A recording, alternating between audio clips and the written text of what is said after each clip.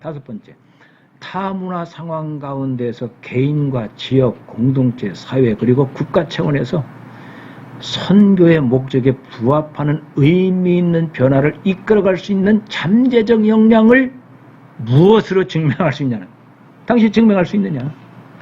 무엇으로 증명하겠느냐? 무엇으로? 컨설팅하는 거죠, 스스로. 한 사람의 인간으로서 당신은 다른 사람에게 어떻게 인식되고 있는가? 교회와 선교자들 그리고 팀 사역들 가운데서 당신은 어떤 사람이냐? 자기 성찰이죠. 그래서 우리가 지금 선교 철학을 할 때 그 개인에 대한 것을 많이 지금 살폈지 않습니까?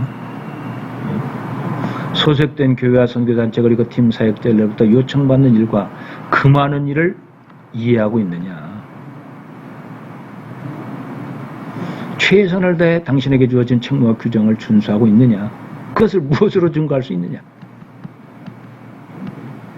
지도자로서 직면할 수 있는 외로움, 두려움, 오해, 박해, 고난, 실패, 좌절 등 낙관을 극복할 용기 있는 믿음을 갖고 있다고 생각하느냐? 다른 사람의 유익을 실행할 준비가 되어 있다고 생각. 어떤 선교사님이 그래요. 실제로 나는 하나님 앞에 부름을 받았지만은 사모는 그냥 나하고 결혼하다 보니까 실제로 목회자가 됐고 사모가 됐고 선교사의 부인이 됐는데 그러다 보니까 좀 어려움이 많았다. 그러면서도 그걸 극복하고 지금 잘하고 있는데 자녀들까지는 희생시키고 싶지 않다 하는 얘기를 가끔 해요. 우리는 이렇게 부름받아서 우리 세대 그 자녀들까지는 희생시키고 싶지 않다. 그래서 나름대로 자녀들에 대한 어떤 선교 철학이 흔들릴 때가 있어요. 많이 흔들립니다. 최순희 선교사 그 간증 받쳐서 로컬, 그 분명히 어떤 메시지가 있잖아요. 로컬 스쿨 메시지가 있었다고. 가끔 그래요. 그래서 그런 얘기를 시니어 선교들이 가끔 해요. 자녀들까지 희생시킬 각오가 되어 있지 않다고 하면은 선교하지 말라. 무서운 얘기. 그러면서 정확해. 자녀들까지 희생시킬 준비가 되어 있지 않다고 하면은 선교하지 말라. 자기 희생은 당연한 거, 자녀들까지 희생시킬 각오가, 즉 자기 십자가를 져야 하나님의 그 축복, 영광이 상속이 되고 계승이 되는 거예요. 로마서 8장에 분명 그렇게 되어 있지 않습니까? 그러니까 희생시키겠다고 하는 그 의지에서는 그 증명, 하나님이 희생시킵니까? 안 시키죠. 영광을 받으시죠. 그 자세는 그렇게 돼야 된다고 하는. 하나님이 그렇게 하심에도 불구하고 스스로 자녀들은 희생시킬 수 없다. 아니죠. 10년 후 혹은 20년 후에 어떤 변화가 일어나기를 바라고 있는가? 그 목표를 위해 구체적인 실행 계획 가운데 지금 무엇을 하고 있느냐? 우리가 2035년, 2050년 예측사항을 봤습니다. 그걸 위해서 지금 무엇을 하고 있냐? 그때 되면 전략이 나서 그걸 해서 어떻게 하고 있느냐? 소속 공동체에 대한 질문 필요합니다. 파송교회, 파송단체의 존립 목적이 무엇이냐? 그 파송교회, 파송단체는 왜 존재하고 있느냐? 파송교회, 파송단체의 일원으로서 이 목적을 이해하고 수용하는가? 파송교회와 파송단체의 목적과 전략과 다르게 어떤 자기 전술과 전략을 수립한다고 하면 벌써 나란히 갈 수가 없죠. 언젠가는 갈라지게 돼 있죠. 그리고 갈등이 옵니다. 문제가 많이 상충 요소가 나오게 되죠. 그래서 제가 자주 말씀드린 대로 선교하려고 하면 적어도 그 파송교회에서 2년 내지 3년은 같이 그 교회에서 같이 기도하고 비전을 나누다가 파송받는 게 맞습니다. 어느 날 갑자기 어느 교회에서 파송받는 것 후원은 될지 모르지만은 그렇게 효과적인 어떤 선교 전략을 공유하기 힘들어요. 전략평가에 대한 질문입니다. 이 전략을 말이나 실천으로 분명히 입증할 수 있느냐? 이 전략은 어떤 점에서 독특하냐?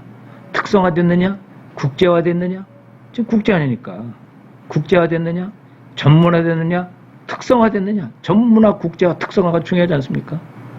선교지의 고유한 세계관, 가치관, 그리고 변화하는 상황에 착중하는 통합적 전략이라고 생각하느냐? 단편적인 것 아니냐? 응? 너무 주관적인 것 아니냐? 이 전략이 선교지 국내 세계의 선교적 자원과 기회를 충분히 활용하고 있느냐? 이 전략의 핵심 요소들과 주요 정책의 선교의 긍정적 목표가 사역과 철학, 전략 목표와 일치하고 있느냐? 예측 가능한 장애와 위험 수준에 대한 적절한 전략적 전술에 대한 대안을 가지고 있느냐? 그러니까 위기 관리에 대한 매뉴얼을 갖고 있어야 돼요. 위기 관리에 대한 매뉴얼. 뭐 군에는 다 그런 것이 있잖아요.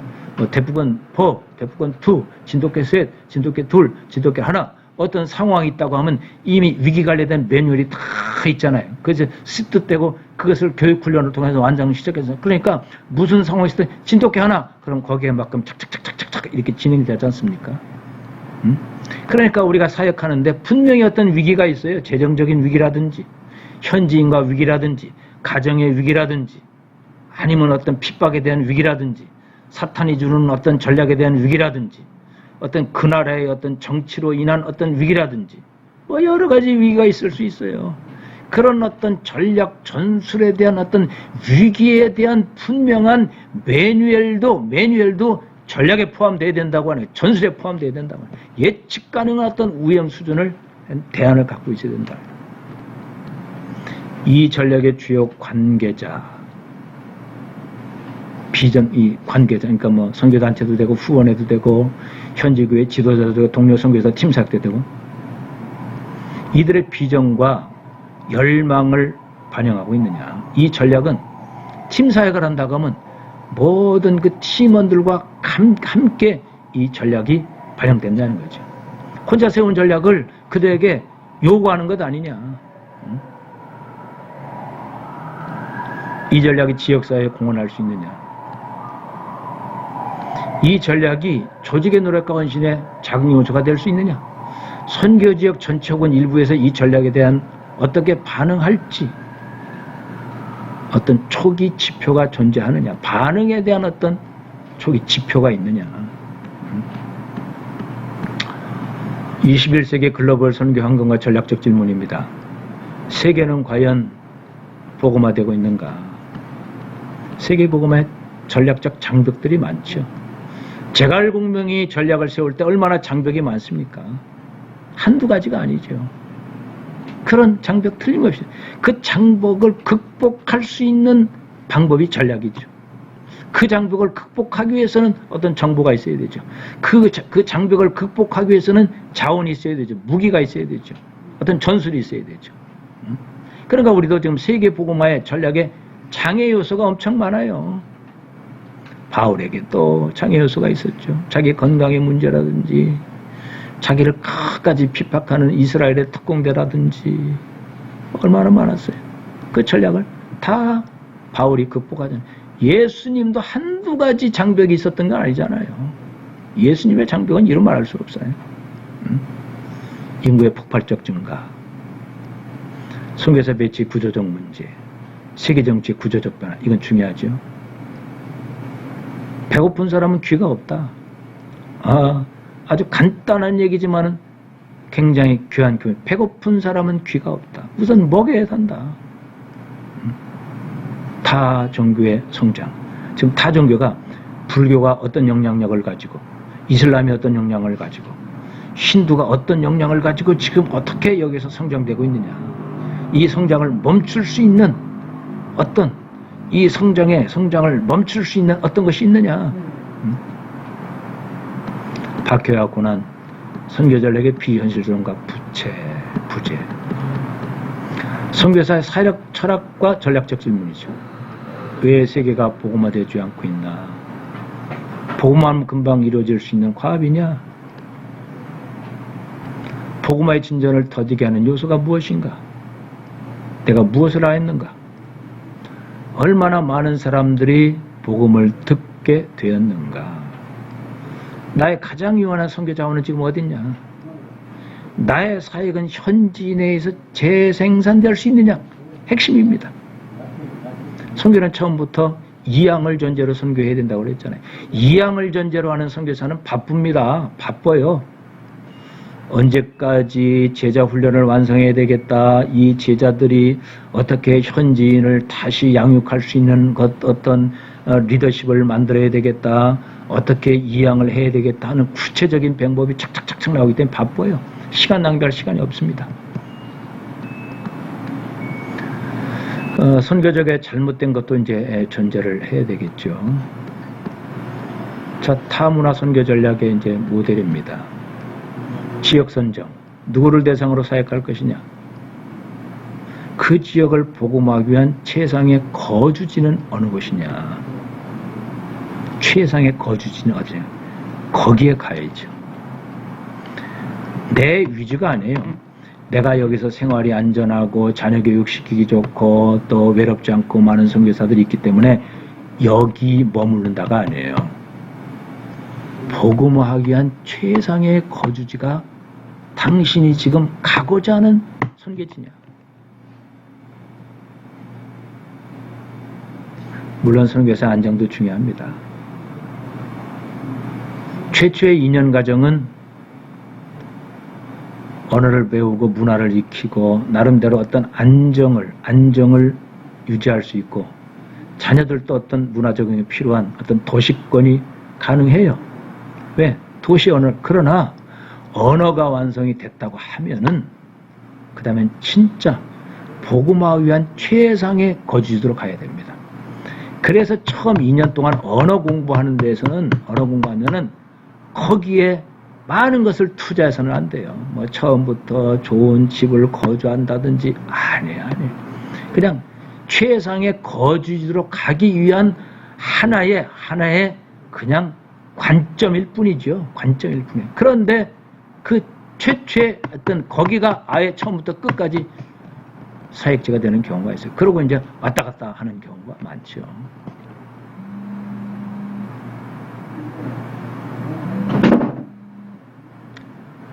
지역 선정을 그렇게 했다고 한 이유가 뭐냐? 전략적 사역의 중심점이 무엇이냐? 이런 질문을 우리는 해야 합니다. 우리는 이 민족에 대한 충분히 알고 있느냐? 우리가 정말로 그들을 이해하고 있느냐? 그들의 정보를 충분히 입수했고 충분한 조사를 리서치를 했느냐? 현재 거기서 활동하고 있는 어떤 팀들이 있느냐? 선교단체가 뭐가 있느냐? 이런 내용들은 아마 선교와 문화라든지 또 상황화라든지 내부자 운동에서 다 다뤘기 때문에 그냥 넘어가도 될 것 같아요. 다 한 번씩 강도 깊게 아마 공부한 내용입니다. 지역 연구가 필요하죠. 그들은 누구냐? 어떻게 살고 있느냐? 어떻게 복음을 전할 것이냐? end vision. 법칙과 원리 잘 볼 필요가 있습니다. end vision에 이제 설정 과정도 필요하죠. 대형 지도에 모든 마을을 표시해보고, 대형 도시 지도에 최소 행정단위도 표시해보고, 언어 그룹을 연구하고 지도에 표시해보고, 지역 언어의 연관성을 표시하는 코드 시스템을 만들고, 또 모든 기독교 신자와 교회 지역 분포도 표시해보고, 지역에 부여된 자료를 바탕으로 컴퓨터 데이터베이스를 구축하고, 최소 행정단위 언어권 그리고 기존 교회를 고려한 몇 개의 새로운 교회가 필요한지도 파악하고, 대단히 중요한 거예요. 요즘은 뭐 구글을 통해서 깊이 들어가지 않는다 할지라도 내가 가고자 하는 그 지역이 도로가 어떻게 됐고 도시 구조가 어떻게 됐고 거기에 파리바게뜨가 어떻게 돼 있고 상점이 어떻게 돼 있고 완전히 다 보잖아요. 뭐 완전히 다 보잖아요. 옛날하고는 다르죠. 마스터 플랜을 세워야 합니다. 직접 이 내용은 여러분들이 하나하나 보시면서 참고할 필요가 있습니다. 목표란 기도부터 시작해서 선택하신 도구로서의 사람, 우리의 계획이 아닌 플랜, 그의 계획을 발견하라.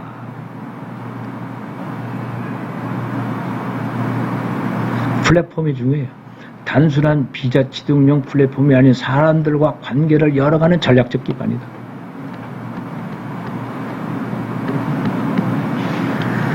마스터 플랜 작성을 위한 5단계 과정, 목표 설정, 자원 평가, 장애 분석, 구체적인 서술, 평가 도구. 현지 지도력 개발의 원리가 있습니다. 세례해준 그날부터 지도대 잠재력을 개발한다. 교회의 적자는 새로운 잠재력 지도자와 함께 성경 공부, 새로운 찬송 배우기, 기도 등의 집중적인 시간을 보낸다. 집중적인 시간을 보낸다. 언제나 현지 문화와 세계관을 고려한 지도자, 모델을 따른다. 빠르게 성숙할 수 있는 가능성을 신뢰하고 집중적으로 양육과 훈련한다. 새로운 지도자가 보고 배울 수 있는 모델을 제시하고, 지도자 개발 사이클은 4가지예요. 모범을 보여야 됩니다. 영적 도움을 줘야 되죠. 그리고 스스로 잘 지도할 수 있는지 관찰해야 돼요. 됐다 하면 이제 떠나야죠. 의존성을 높이는 가장 많은 실수. 현지인 지도자가 주님보다는 선교를 더 의존하게 만드는 부적절한 모범. 현지인 지도자가 주님보다 선교사를 더 의존하게 만드는, 이건 안 된다고 하는 거예요. 현지인 지도자는 주님 의지하게, 우리가 주님을, 선교사를 더 의지하게 해서는 안 된다. 아주 중요한 포인트예요. 이것을 실패한 경우가 우리가 북인도 할 때 그동안 서양 선교사들의 그 어떤 분석을 하면서 이런 얘기 많이 하잖아요. 얼마나 많이 합니까? 뭐 지금도 수없이 이런 얘기를 많이 하죠. 중국에서 내비예수 전략의 실패도 이거죠. 한국 선교의 초기에, 한국 선교사들이 초기에 선교사들의 갈등, 이것 때문에 많이 나왔죠. 현지인을 통역으로 고용하면서 이런 문제가 많이 나왔죠. 선교 전략의 핵심 가치 10개가 있습니다. 말씀 기도, 성령이 주도하는 선교, 전문화된 팀에 의해 주도되는 선교, 협력 정신에 주도되는 선교, 개인의 잠재력을 극대화하는 선교, 최고의 하나님을 위해 최선을 다하는 선교, 효율성을 추구하는 선교, 배가보다 승법 번식을 추구하는 선교, 배우고 성숙을 추구하는 선교, 인적, 물리적, 전략적 자원의 극대화를 추구하는 선교, 총체적 조건을 추구하는 선교. 이런 내용들은 이미 앞에 다 나왔던 걸 그저 정리하기 위해서 다시 한 거죠. 선교 전략과 10가지 생활 방식이 있습니다. 목적을 성취하는 사역에 집중하라. 당신이 바로 최고의 선교 전략의 열쇠다. 당신이 선교 전략의 열쇠라는 거예요. 끊임없이 변화와 혁신을 추구하고, 관료적 조직에 순응하기 위한 수동적 적응은 선교 전략가의 무덤이다. 관료적 조직에 순응하기 위한 수동적 적응은 선교 전략가의 무덤이다. 지상명령 성취를 돕는 선교 전략가의 핵심적 삶의 방식과 겸손과 섬깁니다. 사도 바울의 20년 사역을 회고하면서 첫째가 모든 겸손과 영혼을 위한 눈물이었다. 수많은 핍박이 있었다. 나는 이 핍박과 논쟁하지 않았다. 이것을 오히려 섬김으로 바꿨다. 이것이 사도 바울의 선교 철학이죠. 예수님이 그렇게 하셨지 않습니까?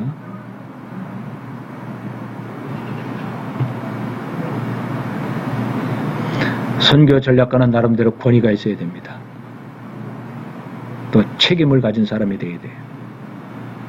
그래야 신뢰가 돼야 신비가 있고, 신비의 어떤 선교 전략은 신뢰에 있어 효과가 있는 거죠. 다양성을 추구하고, 다양성의 힘이 원천이다. 폭이 넓고 안전한 의사소통을 구축하고, 조직 그 자체는 당신의 하나님도 어머니도 아니다. 조직은 우리 하나님도 어머니도 아니다. 벼랑 끝이 선교 전략가가 서는 곳이다. 벼랑 끝이 선교 전략가가 사는 곳이다. 항상 선교 전략가는 위기에 대비해야 되고 이 선교 전략이 흔들릴 방향성도 봐야 되고 속도도 조정할 줄 알아야 돼요.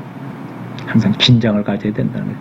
선교 전략가가 흔들게 되면 전술이 흔들립니다. 전투단, 다시 얘기해서 군단의 어떤 선교 전략가가 흔들리게 되면 사단 다 전멸합니다.